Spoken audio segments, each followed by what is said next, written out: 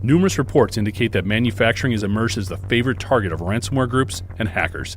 In response, a new report from Industrial Media discusses the evolution of industrial cybersecurity, its current state, and the tactics hackers are using, including phishing schemes, malware, and ransomware attacks. It also details solutions in arming manufacturers with the knowledge and resources needed to win more fights on this highly complex and ultra-competitive battlefield. Download the industrial sector's new battlefield by going to manufacturing.net/cyber.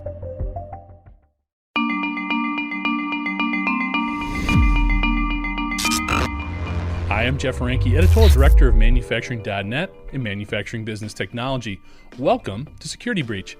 Today, we're going to take a slightly different approach. Instead of a single leading voice discussing trends and strategies focused on addressing and responding to OT cyber attacks, we're going to dive into a couple of recent hacks that impacted the manufacturing sector. We're going to start off with Matt Radulak. He is an incident response team lead at Varonis and host of the State of Cybercrime podcast. Matt's going to share some insights on the recent attack of watch manufacturer Seiko. Then, we're going to check in with Mike DiNapoli, the cybersecurity architect and director at Simulate, a leading provider of attack surface management and cyber risk mitigation solutions. He'll be offering an inside look at the recent hack of the file transfer tool, MoveIt. So, starting with Seiko. Some of you might recognize that name as it belongs to one of the world's largest watchmakers. The company employs roughly 12,000 employees across the globe and posted annual revenues of more than $1.6 billion last year. Those numbers made it an alluring target for the notorious Russian ransomware game Black Cat in early August. Seiko acknowledged the attack and offered apologies to customers and suppliers, but apparently that wasn't enough for the hackers.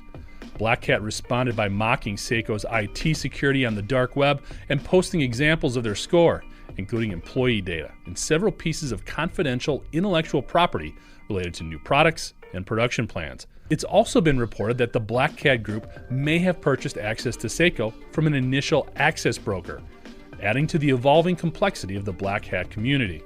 Black Cat is probably one of the top 5 ransomware as a service organizations and has a history of targeting the industrial sector, including a recent attack against mattress manufacturer Tempur Sealy. Black Cat is also seen as a bit of a pioneer, as they are credited with being the first to create a clear web website to leak victim data and actually developed an API for distributing stolen information. Some members of the group are reportedly linked to DarkSide, the Russian ransomware as a service group behind the Colonial Pipeline attack of 2021. Matt, thanks so much for joining us today, and welcome to Security Breach. So let's talk about this Seiko attack a little bit. Maybe you can fill us in on sort of the origins of it, how it came about, and sort of where it came from with Black Cat. Sure. So I think one of the things we see, like in terms of origins, at least, one security intel vendor seems to think there was an initial access broker or really someone that specializes in that first stage compromise, selling a foothold inside of what looked like, a Seiko-sized company a little bit before they reported their incident. So in late July for somewhere between $3,000 and $5,000. Let's say that that's the start of the timeline, but whether it started because someone sold their foothold to a Black Hat, this is a technique. I think that's what they kind of have going for them here is they leverage initial access brokers to sell some scale out and focus on the actions on objectives part of an attack, or actually when they have their hands on a big breach, as opposed to getting that initial foothold. So, the intel definitely backs up what their commonplace is. And then you have, this ransomware attack that clearly caused an impact to their systems, on or about August 10th was when they first reported the breach around, I'd say about a week ago. They came out with some additional details. And this is really where we, as practitioners can learn a little bit and potentially make some inferences on what might have happened there. So at first that they said they had a breach impacting its systems. This is pretty broad, but, obviously they made their report. So they said, hey, something happened. It's come out since they've been working with the experts that they've lost some data related to their business and the business with their partners, and potentially also, data related to customers and intellectual property, I think came out as well. And I think when it undertones on one side is, look, you got to look at the Seiko team. They came out and reported it. They clearly are putting a lot of details out into the public domain, whatever their defenses looked like before. And when you get targeted by, a sophisticated attacker like a Black Hat group, you're going to be up against people that make their own tools. tools they can likely customize to your security stack in order to evade detection. So it isn't really so much, to look at, well, what made it possible, more at like, what's their response been? And their response has been pretty by the book, right? You put out an initial statement that they had a breach. They put out some details that's surrounding that. They've named and attributed those to a threat actor. I think it really underlines the question, well, why them? And I think that's probably something you were going to ask me next, Jeff, is like, well, why is a manufacturer, like a prestigious watch manufacturer, a target of a threat actor like a Black Cat? And I think it boils down to what kind of people pay ransoms. Right now, Black Hat also does the double extortion, where they'll take the data and say, we're going to post the data online and not just hold the systems hostage. But I think when you think about who pays the ransom to let systems not be held hostage, you've got healthcare and manufacturing right at the top of that list. Why? Because the systems that they use are generally the systems they use to make money. So if Seiko's not making watches or shipping watches, then the revenue is probably not hitting their books. And you can imagine a ransomware attack could be pretty devastating to either one of those two missions. And so that makes them a good target for someone like a Black Hat, because they're after who's going to pay us the most, the fastest. And I think that gets you to the second reason you target manufacturing. Manufacturing are usually clients that have higher cash accounts. They have high demands on holding and buying inventory and raw materials to make their products, but then also on collections, usually with their distributors. So you've got a large amount of cash flow that is generally, same thing with labor costs. You got a large amount of cash flow to operate a manufacturing business. Similar to why healthcare gets targeted a lot by by Black Hat or other ransomware threat groups. That high amount of cash, they know that. Like when you're dealing with a good cyber criminal, we're past that there's been a commoditization in initial access brokerage, meaning that the getting the foothold has become trivial, right? Yeah. It's getting the foothold in the right place that's hard. Well, now the sophisticated part comes in, and that's what these actors are good at. They pick their targets, they do their research, they target people even that have cyber insurance, and they leak a little bit of what looks to be legitimate data online, so that even your customers and your constituents are calling you, being concerned that this data is going to make it into the public sphere, so that they clearly have some capabilities in like the PR space and in the brand management space when you think about a ransomware group like Black Hat. Yeah, it's interesting, circling back to the use of the broker, is that just a time saver essentially for somebody like Black Cat? What is the need? Because they have the resources to do that type of work themselves. Is that just what it comes down to? Yeah, I would also say casting a wider net. There's a really famous hacker named Yossi Saez. He says anyone can hack into anyone. All it takes is time and motivation. How much time do you have and how motivated are you? If you're really motivated, you'll throw a lot of hackers at it in a really short amount of time, and you'll spend as much time as it takes. And if you're not so motivated, you probably won't do that. And so how does that offer economies of scale to someone like a Black Hat? Well, let me rephrase that. They probably didn't tell an initial access broker to go get Seiko, right? They're just posting the forums that they're a buyer, or they look in the places where people sell these footholds and they're the buyers. And so it's just economies of scale. If they have other hackers out there and getting the footholds that they might be able to potentially leverage, it just allows them to focus on what's going to potentially generate. And you got to think it's a lot more than $5,000, the average ransom paid by someone to an Alpha V Black Cat type ransomware outfit. It allows them to focus on the higher revenue potential, like a business would. Just the same reason why you might target ads to someone through a channel supplier are the same reasons that a initial access broker might be leveraged by a more sophisticated group, talent aside.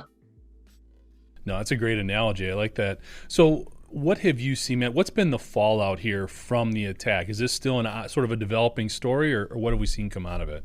Yeah, you've got a little bit of the kind of the business as usual, right?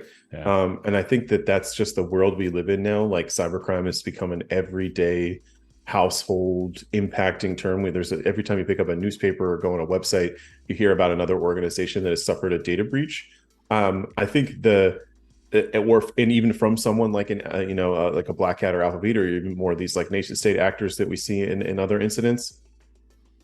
What's coming out of it? We still have more details to find out. We don't have the exact TTPs of what happened after that initial access, like how they broke out of that. I think when you look at the playbook, this is what Varonis writes a lot about. You see the playbook of an actor like this. They get presence on workstations on a high on at least to some different number of workstations in order to make themselves more resilient. Meaning that it's kind of, you try to play whack-a-mole with them, they still keep coming back. You haven't fully eradicated them. And then on the other end, they build up enough privileges to be able to carry out an attack like this with confidence. Meaning, they get domain admin credentials through either exploiting AD or leveraging different credentials that might store money, or even just weaknesses that might be in someone's ecosystem. They're real good at getting to those administrative privileges, and then as they like to say, pwning or owning the domain, or having a domain admin account across a large amount of environments. And I think when you look at this is a direct question you asked, but why that happens to manufacturing, I think there's another good tidbit to learn here too. Manufacturing is usually a conglomerate of physical facilities that have varying IT sophistication. What does it, and the bigger the company, the more likely someone has come in and done a modernization project to connect all those together. Yeah. So that it's on one big global enterprise network. Well, now you've got a potentially, like what it was, a lower budget, smaller companies, IT, whatever you want to call the services and servers they had deployed, joining this larger organization, or you just have a smaller facility that isn't run as to the same standards as a larger facility, being the potential weakness or entry point for an attacker.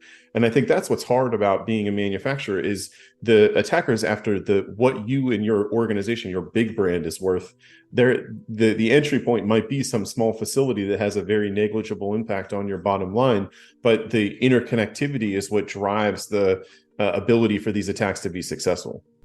Yeah. It's interesting. Black Hat went an extra step with this one too, in publishing some information, and along the way also sort of poking at Psycho a little bit, saying this was not that hard. Basically, we could get in there. This wasn't that difficult. Sort of a new wrinkle in their tactics. What do you think is sort of driving that desire to humiliate the company a little bit more? It's create that sense of urgency, right? Like, What do they really want? They want the fastest transaction possible from the start of their tactic. Hey, we dropped the ransomware note, we're encrypting your systems. Hey, we have your data, we're going to post it online. They want that fastest, make this go away payment. And I think that as you start to see on the blue team side, people are bringing in ransomware negotiators. Cyber insurance has got like a playbook for you to get started with. They're helping you, get started with negotiations and leverage. They're helping you get access to cryptocurrency. I mean, we're kind of making this transaction happen more smoothly for the sake of the insured parties, but also in essence for the sake of the benefactory of the attacker groups. I think it's mainly in their interest to just have people execute and pay as fast as possible. And this type of shaming is only going to hopefully enact that emotional response in the management of a company to go, I really want this to stop. Like these millions of dollars, like it's not as bad. It sounds better to me than having this continue. Like, will they take those statements down? And I think that's, again, that this is really where you're dealing with the kind of difference between a criminal enterprise and a regular enterprise, is their willingness to use those types of tactics. It's blackmail, essentially, right? Like, we're going to tell them all your other secrets if you don't, hurry up and pay us. Yeah, they're not real subtle when it comes to those types of things. It was interesting, this same group, Black Hat, also went after the mattress manufacturer Tempur Sealy, and they're even calling people out by name in their posts. So it makes a lot of sense to create that urgency. Asking you to speculate a little bit here, because they are going to this level in terms of what they're putting out there, would this lead you to believe that maybe Seiko has not paid the ransom at this point, if this is still ongoing or still in negotiations potentially? Again, purely speculative here. Yeah. Past would indicate that if the actor isn't pleased yet, they're going to continue to make demands, and they're going to continue to show their cards until their demands are met. And that's also why a counter speculative point to that would be, maybe they don't have as much as they think that they do. Maybe their network is more locked down in the macro. And these are the things that are really hard to tell, which is why you both don't want to take, face value on what somebody like a Black Hat says, but also why you want to make sure you spend your time thoroughly reading the announcements from someone like a Seiko, right? Which the little thing that I gleaned out of that was, they talked about if you receive something from us that looks to be suspicious, please contact us immediately. And I took a lot out of that because that's not in every single one of these posts that you read. So what that might have indicated to me is that maybe a part of this attack was and we really call it like a doll malware, the Russian doll malware, right? It's like an attack inside of an attack. Maybe there was some sort of embedded attack happened to mailing lists of Seiko, whether it was their partners or customers, to try to get from the Seiko into their environments through the Seiko compromised accounts. That's what I glean as a potential from that. And so maybe back to your point, maybe the negotiations are still ongoing as they still unravel either exactly what happened or the containment and eradication plan. Well, the one thing that I was wondering too, I'd like to get your thoughts on this, is typically the biggest area of concern for a manufacturing enterprise is the operational technology on the plant floor, the OT stuff. This was more of an IT attack. We also saw a similar dynamic, or actually kind of went the other way when we look at the Dole Foods attack. That was a big one. That was operational technology. They were shutting stuff down. I think, can we glean some sort of ray of sunshine or some positive note here? The fact that maybe they didn't go after the OT side of things because it was more secure. Maybe the IT was the lower hanging fruit, which it's sort of been the opposite typically. But I don't know, maybe we can take some positives away here a little bit from Seiko. Yeah, or to even continue down that path we were on before, right? Maybe if you as a manufacturer can do things to shield yourself from that OT impact, you're less likely to pay an actor. And maybe 6 months from now, that's the lesson learned here. Yeah. Right. That if you do those steps, and I mean, we talk about this a lot of us to harden and kind of section off these like really critical assets, which for a manufacturer is this OT environment, most likely the things that they're paying employees to be at, and, cost of materials to manufacture something with the machines that they've invested in as capital investments. I mean, this is really the coming together of the economics of running a manufacturer. It does happen right there on the factory floor. Yeah, absolutely. This has been tremendous, man. I really appreciate your insight and your opinions and looking at this attack more thoroughly. Any other takeaways you're seeing right now, or any big trends you're seeing specific to the manufacturing sector that we should be aware of when it comes to cybersecurity? Yeah, I think, this train of thought we're on right now, right? Yeah. Is you're still going to be the target for the same reasons you were a target when the OT environment wasn't locked down. Let's say you're one of these organizations that has locked it down now. Well, now they're going to come after the patents and the other types of intellectual property that you don't want to wind up online, because you as an organization are still a target for these actors. And by and large, the actual taking down of your systems hasn't become the crime anymore. The crime, it's the extortion has become the standard. Why people pay is to prevent data from being posted online. So don't not stop doing that OT focus or that OT segmentation, but make sure that what's the blast radius, how much data can somebody get to, and is it too much, that you're tackling that problem too. Another speculative question here, Matt. I'm just wondering, you see it. I mean, this is a $2 billion company, $1.5–2 billion company. There's a lot of manufacturers, obviously much, much smaller than that.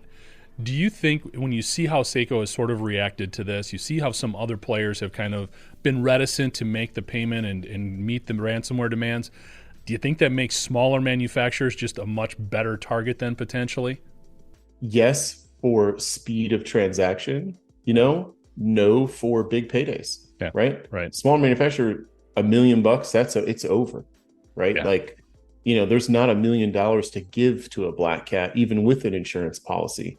But on the other hand, and I think you'll see this with other, they're the, black, that's top of the food chain, right? So you might get targeted by these ransomware groups that even use their affiliate program to use the Black Cat toolkit or other ransomware actors toolkit downstream with other organizations, might be the better target. So I don't think this changes the game for small. I think it still makes it just as important to lock things down.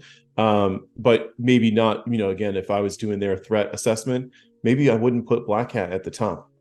Okay. Maybe Black Hat wouldn't be their number one, because Black Hat tends to target a little bit bigger size companies for a little bit larger payments. Yeah, it's going to be interesting to see how this plays out. I think we're seeing that a lot, and especially when it comes to domestically here in the U.S., the smaller manufacturers, the smaller utilities, critical infrastructure that just don't have a lot of that security infrastructure in place yet, seem much more vulnerable. And I think as the bigger guys get smarter, it could just matriculate down the food chain a little bit. I mean, they're going to make it a profitable, criminal enterprise. So what it's going to be with any means necessary is my sure prediction of that. Yeah, absolutely. Matt, thanks again. Really appreciate the time. I encourage everybody to check out Matt's podcast, State of Cybercrime, correct? Where Yeah, can they thank you. find We that, talk Matt? about stuff like this all the time. Thanks for the shout out, Jeff, and thanks for having me on the show.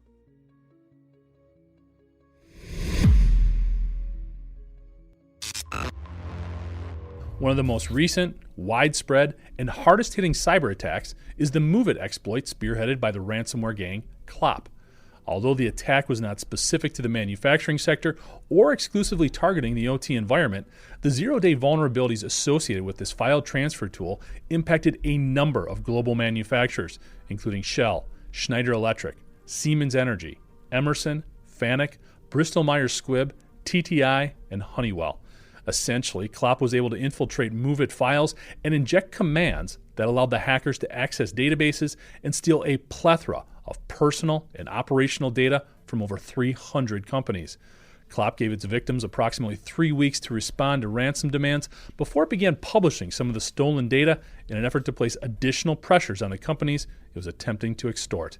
The number of companies and individuals whose data is being made available continues to grow. Progress Software, the owner of the MOVEit platform, has released patches, but it was too late for many of Clop's victims. Since its origins in 2019, Clop has targeted over 10,000 companies around the world. To help offer some clarity on the depth of these attacks, as well as share some lessons learned from this ordeal, it's our pleasure to welcome Mike DiNapoli to the show. In addition to researching and analyzing the MOVEit attacks, Mike serves as the cybersecurity architect and director at Simulate, a leading provider of attack surface management and cyber risk mitigation solutions. Mike, thanks so much for joining us today, and welcome to Security Breach. Maybe just to kind of get things going a little bit, I know you've been very close to the MOVEit attacks. Maybe you could just offer a little bit of information, maybe a little background, and then sort of where we are right now, the nature of the attack, things of that nature. Sure, be happy to. First, thanks for having me on. The MOVEit attack was interesting for a lot of different reasons, and one was the broad spectrum of industries that it hit. Clop themselves, the group that was responsible for this particular attack, even admitted that they didn't even know who they hit until they got the data, and in several cases had to go back and delete the data because it violated their own policies, believe it or not. So the scale of this attack was something that we don't see a lot of. I think Log4j was the last time we really saw something at this scale. The importance of the organizations that it hit, I mean, in industrial and manufacturing, there were a lot of big names in it, as well as other industries as well. But we were seeing government agencies, manufacturers, big household names that were getting hit one after the other after the other. Yeah. And that's also something you don't routinely see. So MOVEit was different for a lot of reasons, but what it did was not very different. It exploited a vulnerability that had been found in a software package. The software package was very widely used. And in some cases, the patch could only be applied to more recent versions of that particular software package, yeah. Which meant, especially if you were talking about industrial or physical production facilities that may rely on a piece of legacy software like that, you can't simply flip a switch and change how a physical object is made. And so those organizations would need more time, which was not something that was going to be available to them. And that fast movement, the blinding fast movement that we saw this threat actor take, definitely hurt organizations that could not change processes very quickly. Interesting. One of the biggest things whenever we see these types of attacks, like you said, it just hits, it was so widespread and so fast. Were there some lessons learned? Are there some things that we took away from this? Or I know it's sort of an ongoing process. We still have a lot of data that's being exploited out there, but anything we were able to learn from it right now? There were two major lessons that we can learn for it. One has been a lesson that's been getting reinforced by attacks over the past couple of years.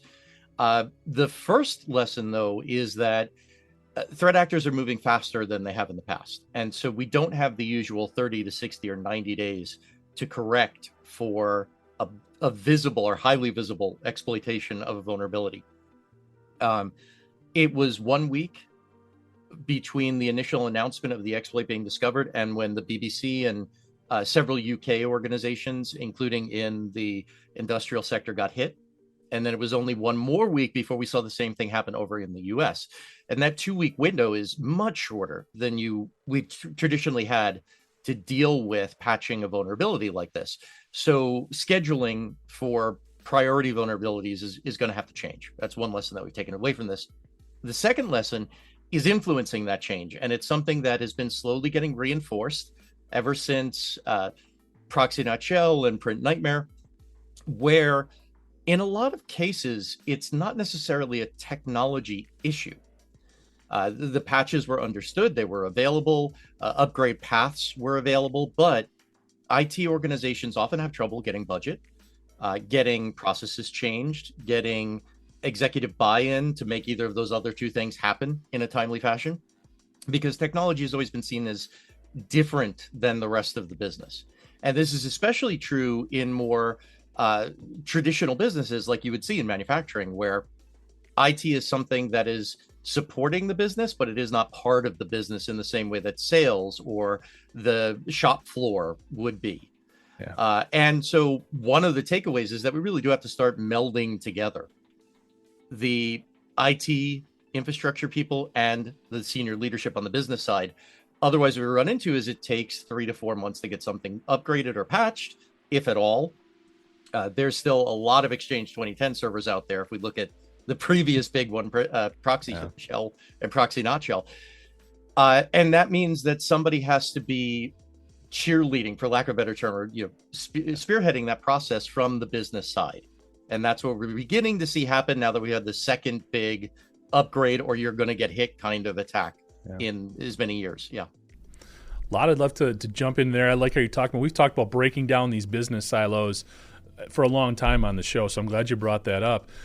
One of the things that we've heard other people mention is when you're a victim of this type of attack, you're almost more, it almost is a boost or a shot in the arm in terms of getting those IT investments or those security investments that you need. Have you experienced a similar dynamic with how wide-ranging this attack was? Throughout my entire career, actually, not just with this attack. So I started my career in high availability and disaster recovery, and I cannot tell you how many customers called us the day after the worst day of their corporate lives because the traditional tape backup system didn't work when they needed to restore everything. So these massive high impact events can move the needle, but it's never a great way to accomplish that movement. You always end up losing more money than you end up recovering by changing process after the fact. So whether it's because you paid off the attackers, or whether it's because you did a manual recovery or went through the process of making sure that the information was contained or otherwise not available on the free market anymore, whatever you did, it's going to cost you more to deal with it after the fact. And again, this is a very business focused thing. Risk exposure is something that business people deal with every time they make a decision. And part of that decision-making process when you talk about risk and exposure is, if I don't take a preventative action, is the risk higher that I will lose money in the long run than if I were to take the preventative action, whether it's in business or anything else? Yeah. No, it's interesting conversation that's ongoing. One of the things I thought was interesting too, when you look at Klopp and how they've sort of evolved their tactics a little bit, my understanding is that the way that once they were maybe not as successful as they had hoped in getting the initial ransom payments, they began publishing data, but they started doing it in a little bit different way. Maybe you could describe that a little bit, how their tactic changed a bit. They've taken some inspiration from some other groups that are out there, and basically now they're pre-announcing that they're going to release this information and then making it publicly available, usually on an Onion site, a Tor site. So it's not something that a government can, boycott or shut down or do anything with. Right. And it's really, first we're going to tell you, hey, pay us or we release the data. Then we're going to tell you, okay, you didn't pay us, so now we're going to tell the general public that we have the data. And if you don't pay us, then we're going to release it. So now they're putting more pressure on these organizations to do what they want, not because the data was stolen, but because the world now knows the data is stolen. And if you're a competitor of that organization, you're going to be looking for that data, right or wrong. And I fully admit it is wrong that anybody should be using this data for any reason. If you're looking for a competitive edge and you have anyone in your organization who may not have those qualms about using the data in the way that it was gathered, they now know it exists and they're going to go looking for it. Yeah. Very interesting. One of the big things, I know Simulate's very much involved in risk mitigation is one of the strategies and solutions you offer. When you look at the response to these attacks from the companies that were hit, do you have any feedback or thoughts? Was there, or maybe advice on how you should have responded to it or what they did? Well, I mean, we leave that up to the executives and the legal professionals that work with these organizations. It's never an easy decision. Right. Once you've been hit, that data is no longer within your control. In the cases like MoveIt, that data was not encrypted. It was just siphoned off. So it's in some ways better than a traditional double extortion ransomware because they aren't encrypting your data, but you've still lost control of what could be sensitive information, what could be intellectual property, production information, budgets, everything that is something that you don't want anyone else finding out about.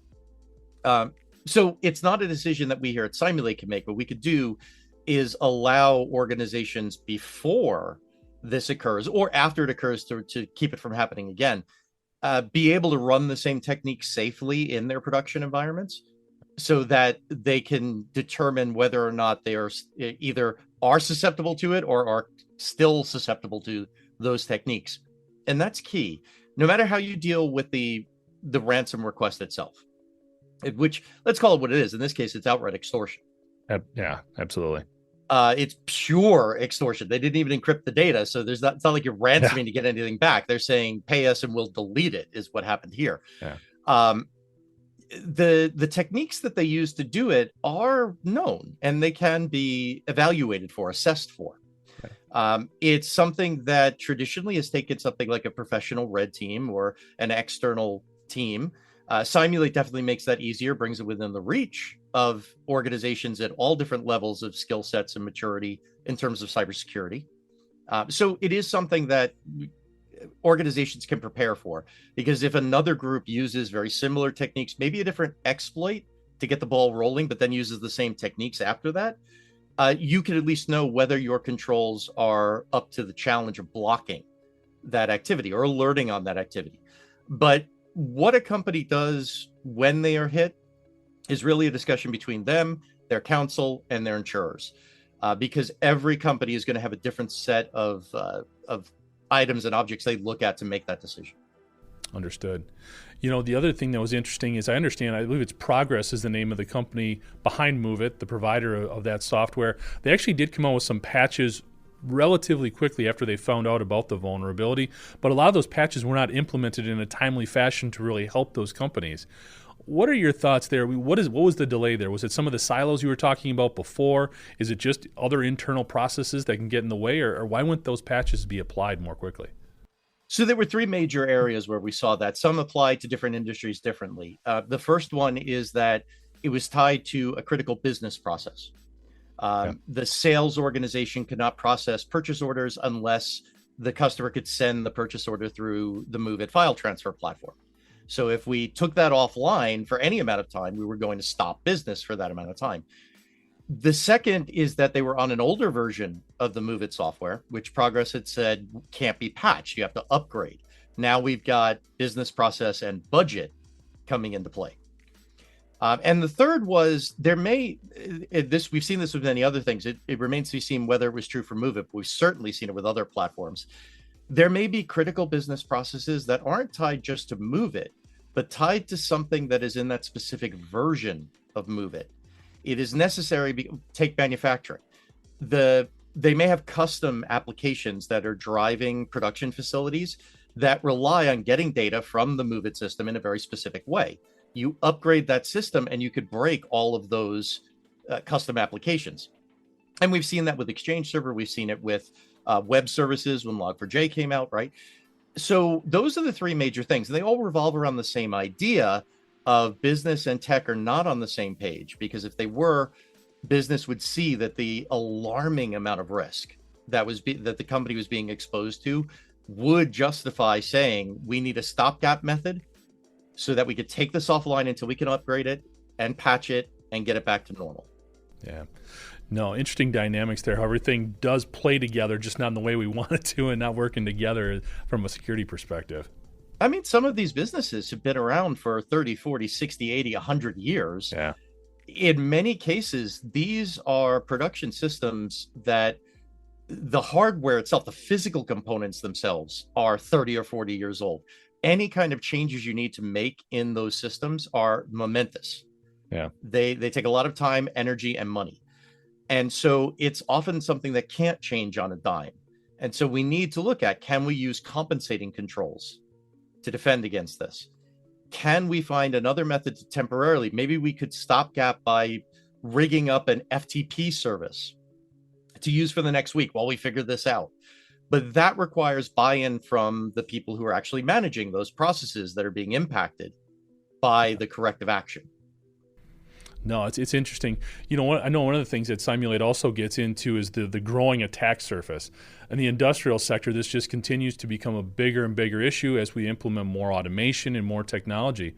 A couple of the companies that were hit on the industrial sector, when we look at Honeywell, when we look at Emerson, in particular, they are very much embedded on the plant floor.